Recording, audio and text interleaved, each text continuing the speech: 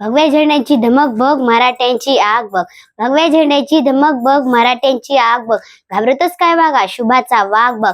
आदरणीय व्यासपीठ नमस्कार. इतिहास पुस्तकात वाचणे सोपे असते, पण तो जगणे खूप कठीण असते. आज आपण आरामदायी ठिकाणी बसून भाषणे करतो, पण ज्या राजांनी स्वराज्य घडविले यांनी काय भोगले असेल याचा विचार करा. स्वराज्य घडविणे सोपे नव्हते, त्यासाठी लाखो मावळ्यांनी आपले रक्त सांडले.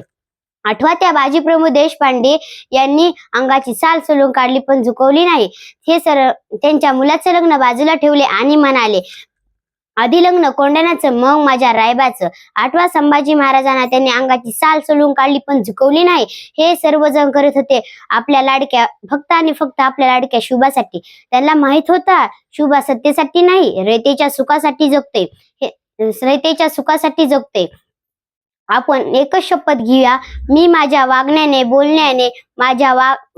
बोलण्याने कोणतेही कृत्य करणार नाही. जाता जाता एकच सांगते की पुन्हा तो जल्लोष, पुन्हा तीच आतिषबाजी.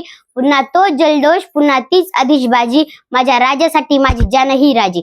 बोला छत्रपती शिवाजी महाराज की जय. जय शिवराय.